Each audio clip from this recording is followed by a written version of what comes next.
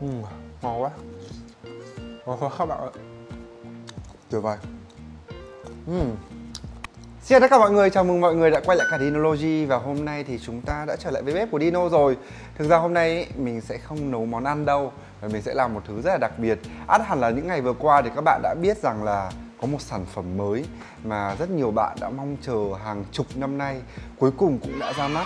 Và đó chính là muối Hảo Hảo. Và mình rất là may mắn bởi vì mình đã kiếm được một lọ muối Hảo Hảo ở trong thành phố Hồ Chí Minh. Cái này thì rất là khó kiếm bởi vì hiện tại ấy, thì muối Hảo Hảo mới phân phối ở ngoài Bắc thôi, ở ngoài Hà Nội, chứ còn ở trong thành phố Hồ Chí Minh thì rất là ít. Nên là hôm nay thì mình đã có một hộp muối Hảo Hảo, nên là mình nghĩ rằng là tại sao mình lại không trên tay muối Hảo Hảo hay là nếm thử muối Hảo Hảo cho các bạn thấy rằng là muối Hảo Hảo này có khác gì cái muối Hảo Hảo chúng ta ăn ở trong gói mì tôm hay không, hay là giống hệt. Nhưng mà ấy, để làm một cái video ấy, chỉ có muối Hảo Hảo và ăn thôi ấy, thì nó hơi bị ngắn đúng không các bạn, lại không đúng style của mình. Nên là hôm nay thì mình quyết định là ngoài muối Hảo Hảo ra thì mình sẽ hướng dẫn mọi người làm thêm 4 loại muối chấm trái cây khác. Và 4 loại muối này đã từng rất là nổi tiếng ở trên Ngon Ngon by Dino rồi. Và hôm nay thì 4 loại muối này lần đầu tiên xuất hiện ở trên Dinology. Và mình sẽ hướng dẫn mọi người làm 4 loại muối đấy trước. Sau đó thì chúng ta hãy cùng thử xem 4 loại muối đó với cả muối Hảo Hảo này có gì đặc biệt nhé. Và bây giờ chúng ta hãy cùng bắt tay vào làm thôi. Và loại muối đầu tiên trong 4 loại muối mà mình muốn giới thiệu cho các bạn, bạn nào mà xem Ngon Ngon hẳn đã biết rồi, đó chính là muối rau răm. Muối rau răm ở đây thì nguyên liệu ấy, chúng ta sẽ có rau răm đương nhiên rồi, và sau đó là lá giang. Đây là một loại lá rất là đặc biệt. Các bạn đã bao giờ ăn lẩu gà lá giang chưa? Thì nó chính là cái loại lá này. Lá giang ấy thì theo mình nhớ thì vị nó hơi chua chua một tí. Khi mà kết hợp hai loại rau này với cả muối ấy, thì chúng ta được một cái loại đồ chấm cực kỳ tuyệt vời. Và để làm nó ấy, thì vô cùng đơn giản, và bây giờ chúng ta hãy cùng làm nhé. Để làm loại muối này thì các bạn sẽ cần xay hai loại lá này với cả muối hột. Mình thì mình luôn luôn sử dụng muối hột để làm muối chấm trái cây, chứ mình không sử dụng muối tinh. Bởi vì sao các bạn biết không? Bởi vì muối tinh ấy, các bạn học hóa thì đều biết công thức hóa học của muối là NaCl. Muối tinh ấy thì nó làm NaCl nguyên chất, bởi vì đã được lọc hết tất cả các tạp chất rồi. Còn muối hột này thì là nước biển người ta phơi ra và người ta chưa có lọc quá nhiều, nên là muối này thì vị nó sẽ dịu hơn. Bởi vì ngoài muối từ natri ra nó còn rất nhiều loại muối khác. Và đây cũng chính là bí quyết khi mà mẹ mình nấu phở ấy. Mẹ mình nấu phở ấy thì hoàn toàn là sử dụng muối hột ở biển này, chứ không bao giờ dùng muối tinh hết, bởi muối tinh vị nó rất là cứng. Nếu mà xét theo cái vị giác của con người ấy, thì ăn muối tinh vị nó cứng và chát. Nên là các bạn muốn ăn thì các bạn cứ nên sử dụng muối hột này bao giờ ngon nhất. Còn muối tinh ấy, thì vì nó có cái texture, có nghĩa là cái chất của nó khá là mịn ấy, nên là mình hay sử dụng để gọi là rửa thịt, rửa cá thì cảm giác nó sạch hơn. Còn mình vẫn ưu tiên sử dụng muối hột. Đầu tiên mình sẽ cho vào đây một lượng muối hột. Ở đây thì rơi vào khoảng, chỗ này mình áng chừng nhé, chắc là khoảng 50g, 70g gì đó. Sau đó một nhúm rau răm đã được rửa sạch. Tiếp đến là khoảng 5-7 cái lá giang, 2 quả ớt. Nếu mà các bạn dùng máy xay điện thì cũng được, nhưng mà mình thì với ra khối lượng ít như này thì mình chỉ sử dụng máy xay Tupperware cầm tay này thôi. Mình cũng đã chuẩn bị máy xay lớn ở đây này, tuy nhiên là thấy nó ít quá, thôi sử dụng máy xay cầm tay cho nó tiết kiệm điện và tiết kiệm đồ rửa các thứ. Cái này thì nhanh hơn mà. Đấy, các bạn xay ra thì tất cả các loại rau và hạt muối nó đã được xay nhuyễn ra như này, cùng với cả ớt nữa. Thực ra ấy, thì các bạn có thể chấm luôn với cái muối như thế này. Tuy nhiên ấy, là nếu mà các bạn nào nghĩ rằng là một lượng muối như này mình chấm được có một tí xíu thôi, hơi bị phí một tí, thì chúng ta nên rang lên. Khi mà các bạn rang khô lên ấy, thì các bạn sẽ để được cái muối này thêm được vài ngày nữa. Bây giờ thì mình sẽ rang lên. Và thực sự là khi mà các bạn nhìn một cái muối nó khô khô ấy thì nó cũng sẽ đẹp hơn. Và sau đó thì chúng ta sẽ vét toàn bộ lượng muối này vào trong một cái chảo. Và nếu nhà bác các bạn ấy có cái chảo như mình đã giới thiệu hôm trước là cái chảo nó không có lớp chống dính này thì nên sử dụng, bởi vì cái hạt muối nó khá là sắc. Nếu mà các bạn rang muối ở trên chảo chống dính ấy thì mình thấy hơi bị tiếc cho cái chảo chống dính một tí. Sau đó thì mình sẽ bật lửa, và lửa nhỏ thôi nha các bạn. Lửa to thì nó sẽ bị làm rau bị chín và mất màu luôn. Nên mình sẽ để lửa nhỏ và rang thật nhẹ nhàng để cho hơi nước nó bay bớt đi. Khi mà muối khô hơn ấy, chấm trái cây nhìn nó cũng hấp dẫn hơn đó.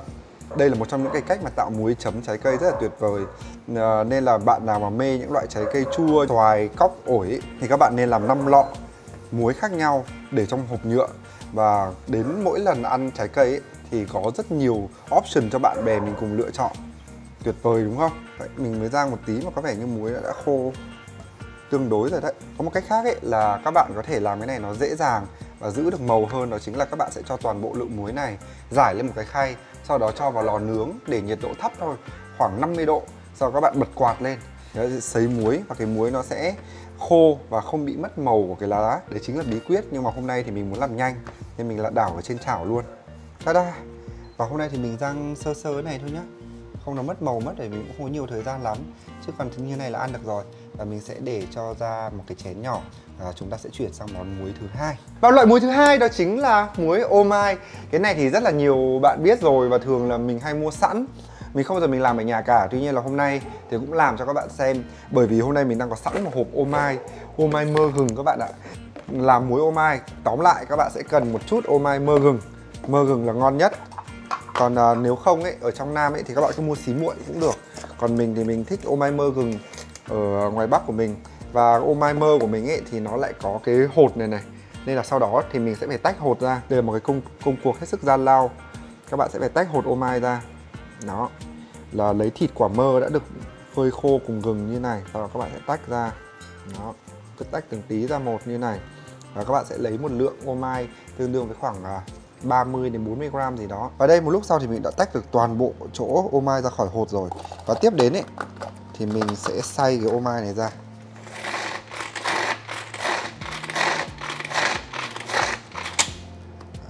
Các bạn nhìn thấy không? Ô mai nó còn khá là ướt, bởi vì ô mai ấy đã không thể phơi nó quá khô được.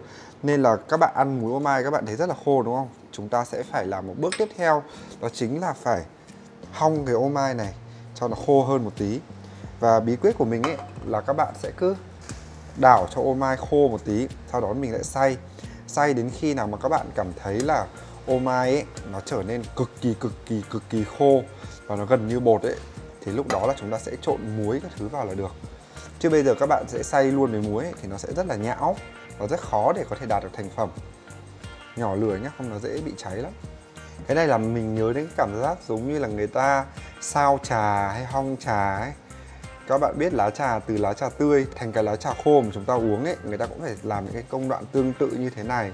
Chẳng qua là mình không làm trà mà mình lại làm ô mai thôi. Hôm nay mình làm đến cỡ này thôi, còn làm khô hơn hẹn các bạn lần sau nhé. Tiếp đến là mình sẽ cho lại vào máy xay. Và chúng ta cứ cho tỷ lệ 1 ô mai 1 muối. Và mình ăn cay ấy, thì mình sẽ cho vào đây 2 quả ớt. Còn cái này thì các bạn lưu ý nhé, bởi vì là các bạn ở trong Sài Gòn ấy thì không quen ăn cái vị chua như quả mơ đâu. Ở ngoài Bắc ấy thì mình quen rồi. Tuy nhiên là nếu mà các bạn muốn cái ô mai nó dịu hơn thì các bạn có thể cho một xíu đường hoặc là nhiều đường thì tùy các bạn. Ở đây thì mình sẽ cho khoảng một thìa cà phê thôi, để cho vị ô mai nó dịu lại. Tiếp đến là mình sẽ xay nhuyễn cái này ra. Xong các bạn. Đây các bạn có thể thấy nó hơi ướt một tí do nước của ô mai và nước của ớt. Tuy nhiên là mình sẽ phải sấy thêm một lần nữa ở trong lò. Nhưng mà hôm nay thì vắn tắt thôi nhỉ. Nhân vật chính của chúng ta vẫn đang chờ mà. Và bây giờ mình sẽ chuyển đến loại đồ chấm trái cây tiếp theo nhé. Loại đồ chấm tiếp theo, đây là đồ chấm mình nghĩ rằng là quá là cơ bản rồi, nên là mình sẽ không nói nhiều đâu. Chỉ cần một chút muối hột này, 2 quả ớt này, cối và chày này, sau đó là đâm ra như này, cho muối và ớt nó đi với nhau. Đây cũng là loại đồ chấm theo cá nhân mình ấy là mình thích nhất, bởi vì cái sự đơn giản trong vị của nó, không quá cầu kỳ, không cần thêm vị, và nó tôn được cái vị của trái cây. Và mình thì mình mê cái này nhất. Và khi làm cái này ấy, thì kinh nghiệm của mình ấy là nên có một cái cối gỗ. Cối gỗ thì bao giờ làm dễ hơn là cối đá hay là cối kim loại. Và sau đó thì các bạn cứ xoay cái này cho đến khi miếng ớt nó nát ra vào muối như này. Đó, và cái muối nó trở thành màu đỏ đỏ vàng vàng như này, nghĩa là được rồi đấy. Đấy, loại chấm yêu thích nhất của Dino. Loại đồ chấm thứ tư, cái này mình nghĩ là sẽ nhiều bạn thích hoặc không thích. Sẽ có hai trường phái, thích hoặc không thích. Bởi vì đây là mắm ruốc. Mắm ruốc thì dĩ nhiên là có mùi, nhưng mà ai đã nghiền cái mùi của nó thì nghiền luôn ấy. Ngày xưa ấy thì mình cũng không ăn được mắm ruốc đâu, cho tới khi mà mình vào đây và mình được bạn bè đồng nghiệp hồi mình còn đi làm ấy đầu độc mình rất là nhiều với các món mắm ruốc khác nhau. Và đến bây giờ mình nghe đến chữ mắm ruốc mình đã chảy nước miếng rồi. Nên là bạn nào mà chưa ăn được ấy thì mình khuyên các bạn nên cho nó một vài cơ hội. Bởi vì khi mà các bạn đã nghiện rồi, các bạn sẽ khám phá ra rằng là Những loại mắm ở Việt Nam thật sự là thú vị. Nó luôn luôn có một cái gì đấy để khiến người ta khám phá về vị giác. Và để làm món này đơn giản thôi, các bạn hãy làm theo mình. Và để làm nước chấm mắm ruốc này, đầu tiên cái này thì nó không giống muối, hơi lạc quẻ một tí, nhưng mà mình sẽ vẫn cứ làm. Đầu tiên các bạn sẽ cho một ít dầu ăn vào. Đó, bởi vì mắm ruốc rất là nặng mùi nên chúng ta sẽ cần dầu ăn để phi thơm tỏi. Tỏi sẽ làm cho cái mùi mắm ruốc nó trở nên dễ chịu hơn. Sau khi dầu đã nóng ấy, các bạn sẽ cho tỏi vào. Như mình đã nói rất là nhiều lần, tỏi muốn thơm thì phải có dầu ăn để nó dẫn xuất cái tinh dầu tỏi ra. Và các bạn sẽ phi tỏi cho đến khi nó hơi vàng nhé. Đó, ui thơm quá. Đấy, ngửi thấy mùi tỏi là thấy đói rồi đó. Sau khi tỏi đã vàng vàng, các bạn sẽ cho ớt vào.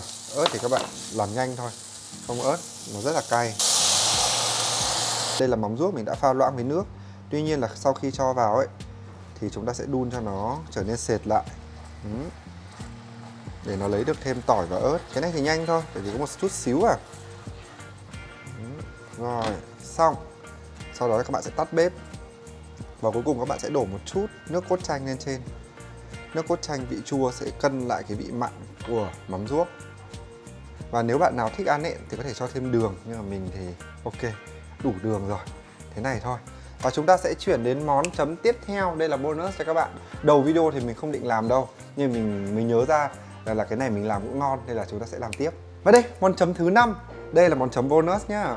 Đầu tiên các bạn sẽ cần một lượng đường như này. Đó. Và chúng ta sẽ cho một lượng nước mắm. Và các bạn lưu ý là nước mắm ấy thì sẽ bằng đường thôi, không nhiều hơn. Nhiều hơn ấy thì nó sẽ loãng và nó sẽ không sánh nữa. Sau đó thì các bạn sẽ cần một đôi đũa. Cứ đánh như này. Các bạn nghĩ rằng đường nó sẽ không tan đúng không? Nhưng mà thật sự là với sự kiên nhẫn ấy thì các bạn sẽ đánh cho đến khi nước mắm nó sánh lại và nó trở nên trong suốt và đường nó bớt lợn cợn đi là được. Và thậm chí với cái món này ấy là mình còn lấy miếng xoài mình đánh cơ. Mình còn không bao giờ là mình dùng đũa đánh như này. Mỗi lần đến tầm 3-4 giờ chiều ấy là chị em trong văn phòng ai cũng hỏi là ơi đường đâu, nước mắm đâu, để đánh. Và cứ đánh như này và phân công. Mình thường hay hồi đấy mình bị bắt nạt, vì hồi mình đi hay làm ấy mình là cái đứa nhỏ nhất, nên là lúc nào cũng bị các chị bảo là ê mày tay khỏe, trẻ con, xong bắt ngồi đánh như này. Và mình đánh có hôm là đánh đến tận 10-15 phút mỏi hết cả tay thì bắt đầu cái đường nó mới quẹo lại. Nhưng mà các bạn tin mình đi, xong nó khá là đáng đó. Và khi các bạn thấy là đường nó tan được khá khá rồi ấy thì tiếp đến vị cay sẽ là do ớt bột đảm nhiệm. Và các bạn nhớ là mua cái chili flake, có nghĩa là cái ớt bột nó còn nguyên hạt như này này. Nó là cái quả ớt người ta phơi ra xong người ta để nguyên hạt. Cái này thì sẽ ngon hơn là cái ớt bột mịn. Và mình có một bà chị người Huế và thỉnh thoảng tặng ớt cho mình ấy. Cái ớt bột này của Huế ngon đỉnh các bạn ạ. Cay và nó cay sâu ấy. Đấy các bạn thấy không? Đường tan hết rồi này. Đấy, còn rất ít hạt đường thôi. Các bạn đánh, cứ đánh đến khi nào mà các bạn không còn cảm thấy hạt đường nữa là được. Nhìn thì khó nhưng mà đánh đơn giản lắm. Có ông chồng hoặc là có người yêu, có bạn trai ấy, các bạn cứ quăng cho họ là đánh cho khỏe tay. Còn việc của chị em là chỉ việc phải thưởng thức thôi. Cứ thế mà gắp. Đấy các bạn thấy không? Đấy, không còn hạt đường nữa. Có cái đường ở trên mép này thôi, chứ còn cái trong này thì hết rồi này. Dĩ nhiên là đánh được hết đường trên mép thì cũng được, nhưng mà thế thôi, đủ chấm rồi các bạn ạ. Hôm nay chúng ta có quá nhiều loại đồ chấm. Và các đồ chấm cũng đã xong rồi. Bây giờ chúng ta hãy ra bàn và thưởng thức trái cây cùng Dino nhé. Yeah! Và bây giờ đã đến giờ ăn rồi các bạn ơi. Hôm nay thì mình đã chuẩn bị rất là nhiều loại quả chua. Mình chắc chắn là mình không ăn được hết đâu các bạn ạ. Bởi vì các bạn đã biết Dino không phải là một người mukbang giỏi. Nên là hôm nay thì chúng ta sẽ cùng thử xem 5 loại đồ chấm trái cây mà Dino vừa làm, cộng với cả muối hảo hảo. Ngoài ra thì chúng ta sẽ cùng so sánh xem là cái muối ở trong gói mì hảo hảo này với cả cái muối chấm trái cây hảo hảo này có gì khác nhau không nhé. Hai cái này mình sẽ để ra đây. Và bây giờ mình sẽ bóc. Thật sự là để kiếm được một cái hộp muối hảo hảo ở trong Sài Gòn rất là khó các bạn ạ. Bởi vì hiện tại thì người ta chưa phân phối chính thức ở Sài Gòn, nên là mình phải nhờ mãi, tìm mãi mới ra được hộp muối. Và các bạn thấy không, đây quy cách đóng gói thì có vẻ khá là sang trọng. Bởi vì với mình ấy, mì hảo hảo là loại mì bình dân, nên là khi làm muối thì mình không ngờ là cũng đóng gói khá là ổn đó. Có màng kim loại ở trên này và có hạn sử dụng này.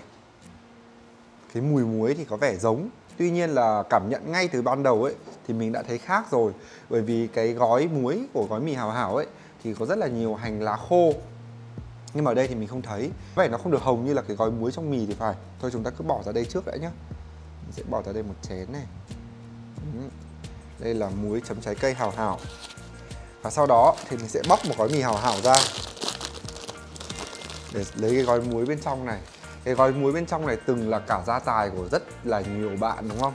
Mình nhớ ngày xưa đi học ấy, có nhiều người mê đến nỗi là có gói muối này lấy ra xong cứ chấm, xong chấm lên lưỡi ăn, chỉ ăn muối thôi, không ăn gì hết.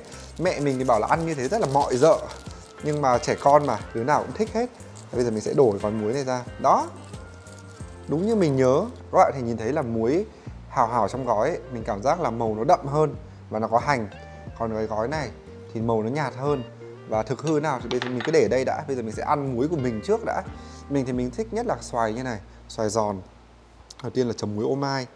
Cái muối ô mai này mình có vẻ fail này, chưa đủ khô các bạn ạ. Đáng ra phải xay thêm một lượt nữa thì nó dính hơn. Còn bây giờ nó hơi không dính lắm. Đấy các bạn nhìn này, đấy, nó không dính. Nếu mà các bạn có thời gian các bạn hãy làm khô hơn mình nhá. Mà ăn vẫn được, vẫn cay, giống như là ăn ô mai với cả muối với cả xoài, rất là thơm. Cái ô mai ấy làm từ quả mơ, quả mơ nó có cái độ chua rất là thơm. Tiếp đến chấm đến muối ớt này, món mình ưa thích nhất từ trước đến giờ. Đấy, muối ớt của mình đánh ra màu cam luôn, cay. Xoài này thì không chua lắm, nhưng mà ăn với cái này cay, ngon. Ăn hết miếng này luôn. Cũng như món mình thích nhất từ trước giờ, vẫn rất là ngon. Và bây giờ mình lấy son xoài màu vàng hơn này, và mình sẽ chấm đến muối rau răm, lá giang của mình. Cái này thì mình học từ một chị đồng nghiệp ngày xưa.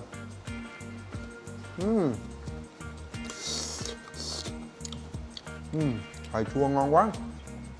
Ôi, cái mùi rau thơm cực các bạn ạ.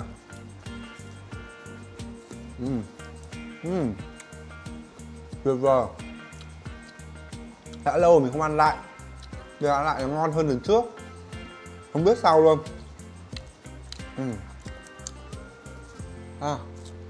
Ăn có ăn thêm mấy miếng nữa rồi đấy, ngon quá. Các bạn đã giúp mình làm video này và mình đã, cái thói quen ăn chua của mình nó đã trở lại. Rau răm nó thơm ấy, cái lá giang nó cũng thơm. Hai cái này kết hợp với nhau là cái mùi thơm độc nhất luôn. Và ớt thì cay đi với cả chua của xoài thì còn gì đỉnh hơn. Tiếp đến một món mà mình cũng rất tự hào, đó chính là mắm ớt và đường. Cái này thì mình hay ăn xoài, sẽ ăn thêm miếng xoài nữa. Thôi ăn thêm miếng xoài nữa đi, mê quá, xoài chua quá các bạn ạ. Bạn nhìn này, chấm đấy, chà chà, từng giọt nó chảy, nó sánh mịn như này. Đấy các bạn thấy không?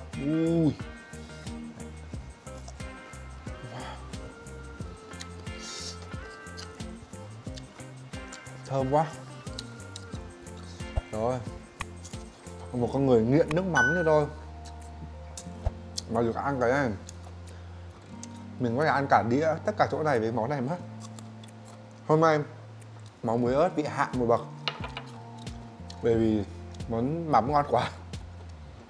Các bạn chọn loại nước mắm ngon đấy, mà nước mắm nó nặng mùi một chút thì sẽ ngon hơn là những nước mắm mà nó nhẹ nhẹ. Nhiều bạn hay sử dụng nước mắm công nghiệp như là nước mắm Chinsu, nước mắm Nam Ngư ấy. Mình khuyên các bạn không nên pha này, các bạn phải sử dụng nước mắm truyền thống. Ở đây thì mình dùng Hạnh Phúc, mùi khá là nặng. Nhưng mà nếu mà các bạn có những nước mắm kiểu như nước mắm Cát Hải hoặc nước mắm Phú Quốc ấy, mà đánh cái này lên thì ôi đỉnh luôn các bạn ạ. Ngon quá. Đây có lẽ là cái mukbang ngon nhất mà Tino từng làm. Tiếp đến mắm ruốc. Mắm ruốc thì mình sẽ ăn cóc đây, đổi quả một tí. Đây các bạn, mắm ruốc này. Đấy, khi mà mình đánh ra nó còn một xíu này.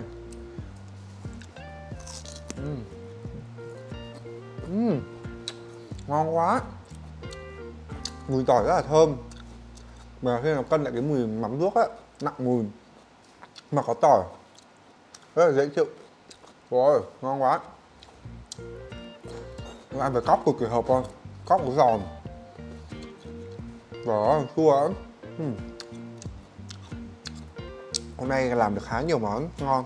Trừ món muối ô mai bị fail thì 4 loại đồ chấm còn lại đều tuyệt vời. Mình đánh giá là với khả năng của mình ấy thì nước mắm là ngon này, cái này ngon này, cái này cũng ngon, cái này cũng ngon. Và đây là 4 cái loại đồ chấm trái cây ở nhà thì mình khuyên các bạn có thể tự làm. Còn bây giờ sẽ đến the moment of truth, có nghĩa là khoảnh khắc của sự thật. Chúng ta hãy cùng thử muối hảo hảo. Cả tuổi thơ của chúng ta ở đây. Đây chúng ta sẽ thử. Đầu tiên mình sẽ ăn theo cách truyền thống của trẻ con nhé. Đây chính là gói muối ở trong mì hảo hảo này. Mình sẽ chấm ngón tay này. Mình để đến lưỡi. Đúng vị này rồi. Mình cần ăn để mình nhớ lại. Đây trong tay có dính ít nước bọt đấy, lại chấm tiếp. Tại sao ngày xưa mình mê cái trò này thế nhỉ? Ngon lắm các bạn. Ngày xưa nhớ là hay trốn mẹ vào góc bếp ăn kiểu này. Nó cái bột thì chua chua, ngon quá. Bây giờ mình đã nhớ được cái vị ngày xưa. Bây giờ sẽ đến khoảnh khắc sự thật là mình sẽ dùng cái muối hảo hảo được phát hành riêng cho trái cây này. Đây các bạn nhìn này, đó. Đấy. Mình cảm giác là muối này nó mịn hơn. Khi nó dính lên tay mình ấy, các bạn nhìn dính lên ngón tay này, nó thành những cái bột này, nhìn rất là mịn. Cái muối này có vẻ là sạn hơn, có vẻ là nó sẽ có nhiều thành phần hơn phù hợp với mì. Đây mình sẽ nếm thử.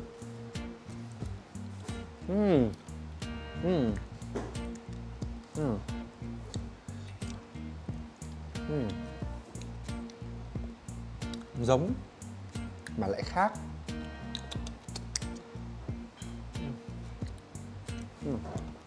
Mình phải nói cho các bạn khác là điểm nào. Thứ nhất,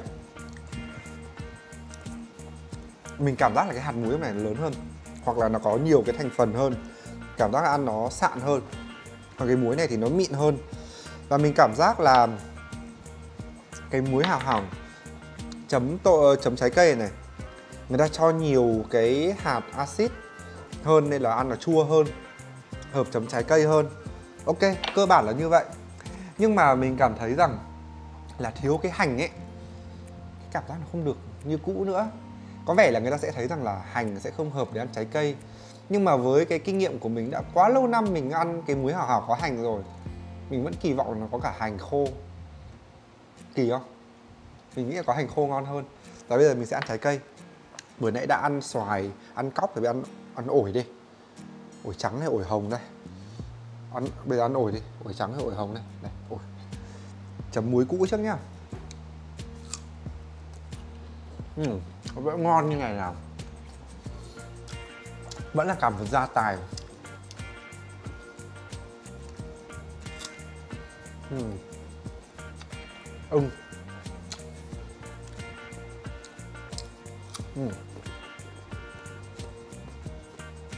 Ngon.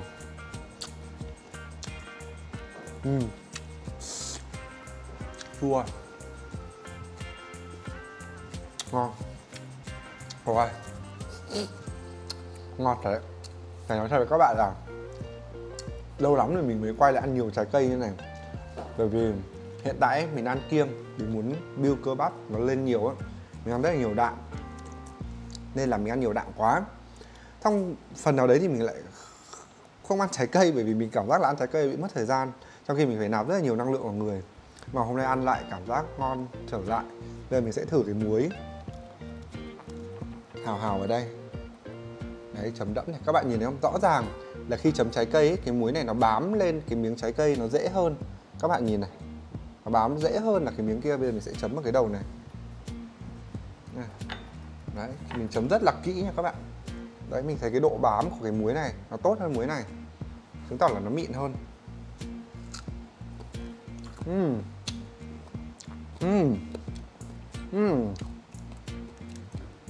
Mình hiểu rồi các bạn ạ. Cái muối hảo hảo làm cho trái cây này, người ta làm cho nó mịn hơn để nó dễ bám lên cái miếng trái cây hơn. Còn cái muối này hạt to hơn ấy, bởi vì chúng ta sẽ dùng để nấu mì nên chúng ta cho vào nước nó tan, không quan trọng là quá mịn, nên là người ta làm mịn hơn là có mục đích của người ta cả các bạn ạ. Mình ăn bên này cái độ bám muối không bằng vừa với muối. Cái muối này nó bám rất là ngon. và cái vị ngon ngày xưa vẫn được duy trì, vẫn rất là tuyệt vời.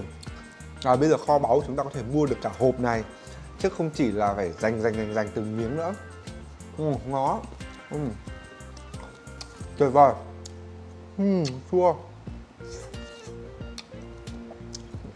Nào các bạn biết muối hảo hảo mình thích ở điểm gì không? Nó có rất nhiều hạt làm chua. Cái hạt làm chua đấy đôi khi nó không tan cùng lúc, mình nhai thêm vài phát ấy nó mới tan ra, cái vị chua nó mới bùng như vậy, tạo nên cái sự bất ngờ. Ôi bây giờ ngon quá, tự dưng làm ra đến tận 5-6 loại đồ chấm này. Phải là ăn hết cái khay này luôn. Ok, ăn thêm miếng tâm sự với các bạn tí. Để ăn nước mắm này, thích nước mắm lắm. Công nhận là với những người lười ăn trái cây, lười ăn rau như mình thì nên có những loại đồ chấm ngon. Vì khi mà các bạn có đồ chấm ngon ấy, bao nhiêu trái cây nó cũng đi hết. Và nhất là trong mùa dịch là chúng ta càng phải ăn nhiều trái cây. Bởi vì ăn nhiều trái cây ấy thì các bạn sẽ có rất là nhiều nguyên tố vi lượng, vitamin. Và những cái vitamin đấy sẽ giúp cho dinh dưỡng của chúng ta cân bằng. Mà chỉ khi dinh dưỡng cân bằng, các bạn ăn đủ chất này, chất kia thì chúng ta mới có một cái hệ miễn dịch và cơ thể khỏe mạnh được. Bởi vì với bản thân mình ấy thì mình không tin vào một cái thực phẩm làm tăng miễn dịch. Không có cái thực phẩm nào trên đời nó như vậy cả. Để tất cả các chuyên gia dinh dưỡng đều khuyên chúng ta là phải ăn uống đa dạng, chất gì cũng phải có và nó theo một cái tỷ lệ nhất định. Tuy nhiên nếu mà các bạn muốn có một chế độ dinh dưỡng cân bằng thì có một bí quyết đơn giản thôi, là các bạn phải ăn đa dạng loại thực phẩm lên. Các bạn ăn nhiều loại rau, ăn nhiều loại tinh bột, ăn nhiều loại thịt, chứ đừng chỉ ăn một loại thịt và chỉ một loại rau. Bởi vì các bạn biết vì sao không? Bởi vì một loại trái cây nó chỉ có từng đấy chất, nhưng mà chúng ta thì cần một cái lượng chất nó nhiều hơn thế, nên chúng ta nên là đa dạng. Và mỗi ngày thì mình đều cố gắng ăn nó đa dạng hơn một tí. Ngày hôm nay mình ăn cơm, ngày mai mình ăn khoai, sau đấy thì mình ăn hạt quinoa, sau đó nữa thì mình ăn rất là nhiều lúa mạch, yến mạch. Thịt cũng vậy, hôm nay bò, mai gà, cá, rồi tôm, hải sản. Tôm thì dị ứng nên là ăn hơi ít, nhưng mà mình ăn cá được. Chính vì vậy đảo qua đảo lại như vậy thì sức khỏe nó sẽ được đảm bảo. Và mình có một cái tin mừng, đó chính là 2 tháng vừa rồi ấy, trước khi dịch này mình có đi xét nghiệm máu ấy, và công thức máu của mình ấy, bác sĩ bảo là công thức máu của mình đang ở trong tình trạng hoàn hảo, có nghĩa là tất cả các cái chỉ số đều rất là tốt, chất béo rồi tất tật mọi thứ, hormone đều rất là tốt. Đó là gọi là một cái niềm tự hào của mình đi. Và bây giờ mình đang cố gắng làm sao duy trì được cái chuyện đấy, nó càng xa, càng lâu, càng nhiều càng tốt, và không bao giờ để nó bị mất cân bằng. Và bây giờ sẽ ăn tiếp. Đây, vừa nãy chưa ăn xoài với muối đúng không? Ngon quá. Rồi chấm bám trái cây hơn hẳn các bạn ạ. Đấy, bám hơn hẳn so với cả chua. So với cả muối lấy ra từ gói mì. Nhưng mà mình vẫn nhớ vị hành quá à. Ngày xưa ăn không có cái hành khô nó cũng thú vị mà. Cho nốt một miếng à.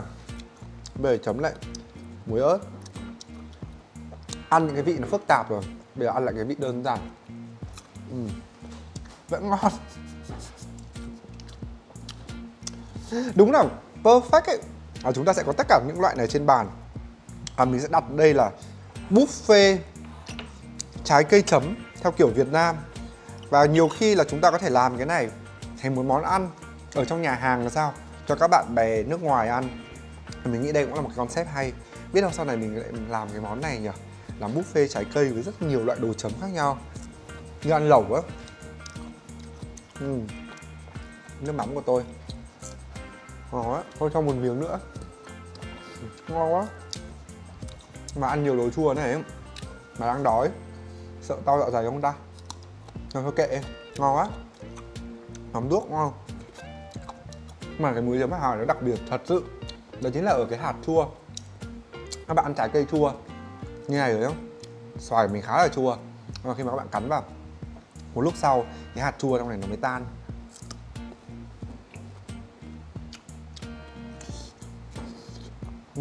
Ngon quá.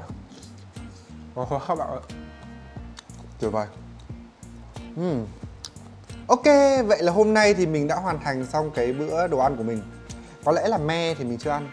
Nhỉ, me mình chưa ăn các bạn ạ. Thôi ăn nốt me nhá.